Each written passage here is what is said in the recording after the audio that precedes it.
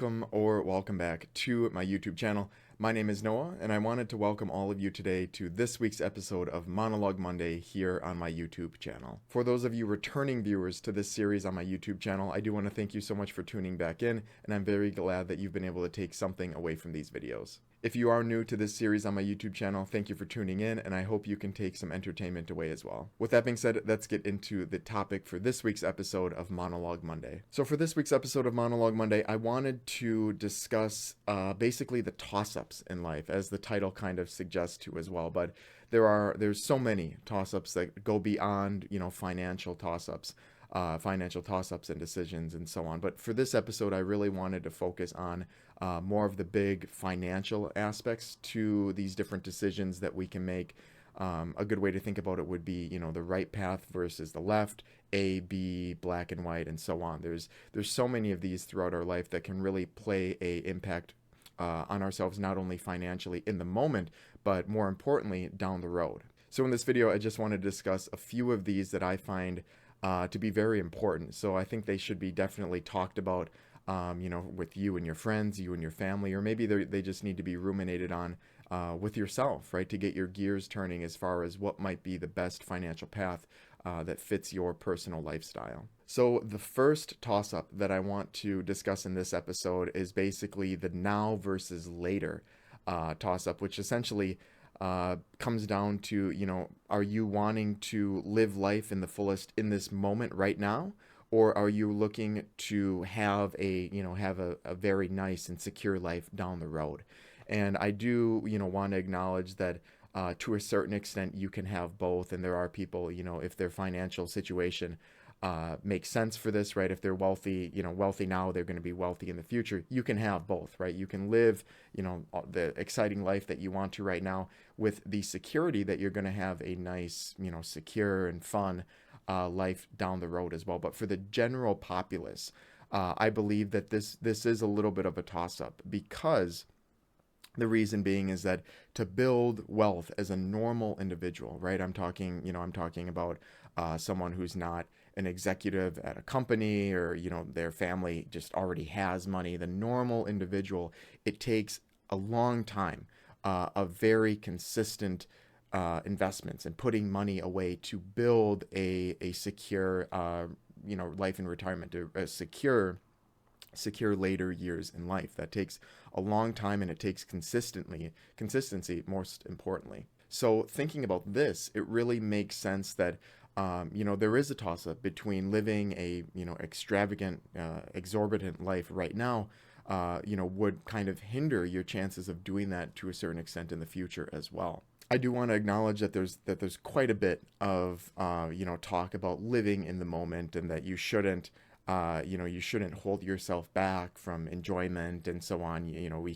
We could perish at any moment. We may not see tomorrow, and there's all of these sort of catchphrases or sayings that people say prior to in this case spending money on something that they might not need. But I do think about that too, and I do agree to it to a certain extent. You shouldn't hold yourself back from different things that make you happy, that really get your endorphins going and so on. But I definitely think it should be thought about all the way through, right? And kind of the way I think about it is that generally speaking, if you're an individual here in the United States and you have good health, right, you take care of your eating to a certain extent, right? You're not eating out, you're not eating McDonald's every night and stuff like that. And you're physically active. You're walking, you're running, you're doing sports, on the weekends and so on. Your life expectancy is probably going to be on the higher end already. In developed countries, it's pretty high just because of the medical advancements that we have, the medications that we have, and most importantly, maybe the precautionary measures that people can take now to basically live very long life expectancies. I think that should be, really be considered, because the statistics likely state that, it is in your favor, as long as you're taking care of yourself, that you're going to have a longer life. So, there's no reason, in my personal opinion, that you shouldn't plan for, being around for a while. And if you are going to be around for a while, why wouldn't you want to have a fun and secure lifestyle, at least financially, down the road. I think it's a lot easier to kind of hold back on temptations, when you're younger than it is when you're older. Because when you get older, I think for a lot of people, they want to start doing more because they, not to be like depressing or anything, is they see the end of the road a little bit closer, right? You're gonna look at life a lot differently when you're 25 compared to 65 or 70. So I think that's another point that I want to make here, is that right now in the moment, I think it's a lot easier to kind of forego a lot of the exciting trips and whatever else, all of these expensive things that you really don't need, in turn to put that money away to try to plan for a very happy and secure and low stress lifestyle down the road. One of the other toss ups in life that I did want to mention, that I've kind of made previous videos on, kind of alluding to it, is basically the decision of to have a kid or to not, right? To pull out or to not pull out. I think everybody would kind of, understand it in that sense. But basically, the way that I think about it is that, if you have a child or multiple children for that matter, providing just a standard lifestyle for them where, you're not, taking them on yachts, and you're not, they're not in all these different activities and sports and hobbies. Just the standard lifestyle is relatively expensive, right? There's medical costs, there's, keeping, doing school stuff for them and making sure that they're eating well and they have, nice clothes, there's so many that I think just having a kid, even a very normal way of having them, is relatively expensive. So what that really comes down to is that, to a certain extent, you are going to, generally speaking, I think for the majority of Americans here in the United States, um, you're going to forego some of your financial security, or some of your wealth rather, down the road, if you decide to opt in to have kids. And this is I think just a reality of it. There are certain scenarios, like everything. It's not everything's black and white for these examples, but there are families that, like I said, maybe come from wealth, or the parents have enough wealth where having 2, 3, 4 kids doesn't really matter. They can still have a pretty exorbitant lifestyle in the moment, and their kids can, and then they can later. I mean, they're very few and far between. So I'm not talking to those individuals, generally speaking here. I'm talking to the majority, right? Which have pretty normal jobs, right? Probably sub 120 to 150,000 combined per year. Whatever it may be, they're working quite a bit as well to earn that money. But for those individuals, I think it is something that is sort of a toss up, because when you do have kids, not only do they cost money to have, right, to take care of them and support them, which you should be doing as a parent, but it also takes your time away from augmenting yourself in a lot of ways, right? Because that's the toss up, right? And sometimes, in some cases, some individuals can do both, and you'll see on media, people saying that they have kids, but they can still do this. But generally speaking, that's not usually the case. You forego a lot of your money, a lot of your time, a lot of your effort that could be used on yourself, in turn to successfully develop these individuals, right? These kids to have good morals, to have a good way of looking at the world. They're cultured, and all these other aspects as well. But that really is that's really the toss up in that sense, is that you can have your kid and raise them and so on, or you might toss it up for having more of a exciting and more financially well-off lifestyle for yourself down the road. And I do want to mention that it's a unique example, because I think having the opportunity to successfully raise kids and see them develop and grow up and get married and all of these things, you can't really put a price tag on that. So I think that's kind of an interesting caveat for this example, where you might be spending more money on them to develop them and taking away more from maybe your retirement or whatever. But what really is that cost, right? Because having kids develop and having them grow successfully, like I said, you can't really put a price tag on that. So that gets a little bit difficult there, but I do think it is something that a lot more people should think about prior to having kids and so on. Now, the third toss up that I want to mention now is essentially the toss up of, do I care what people think of me now, right? Do I care, what I'm doing? Am I fitting in with the majority of people that I see on social media, or do I want to stay on my own path and really take that time and money and invest it into myself for the future? And some of the examples, or one of the examples that I can really think about this, is that when I, as a personal financial analyst, I talk to a lot of people, right? So I hear a lot of stories about, what they're doing financially and why they're making certain financial decisions.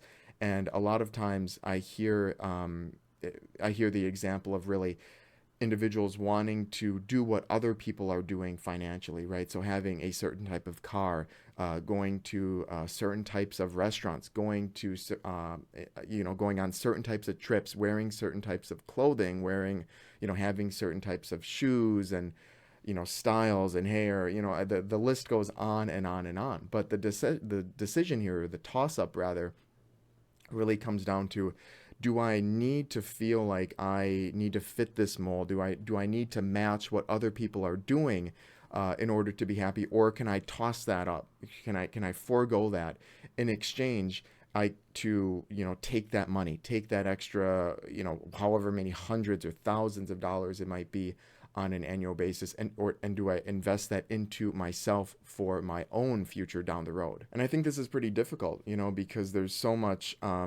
I think there's a lot of pressure on social media. We see these people doing this and going here and having this and having that. That if you don't have it, you might start to feel bad about yourself and what you're doing, and I think it can lead to quite a bit of depression for a lot of people that don't make this toss up, right? So they get stuck in thinking, comparing themselves to others, but they don't think that they could, augment themselves, at least financially. And there's more ways to augment yourself financially. But in this case, start planning for a successful future for yourself. So yeah, you might not be able to, do what other people are doing right now and, have this type of car, or this type of clothes, this type of bag or handbag, whatever the hell it is. But in the future, you'll be able to do things that they might not be able to do, right? You'll be able to have a lower stress life, and if expenses would come up down the road, which they do, mind you, when we start to get older, you can handle those relatively with no issues, versus the people that are trying to fit the mold right now might really struggle with that.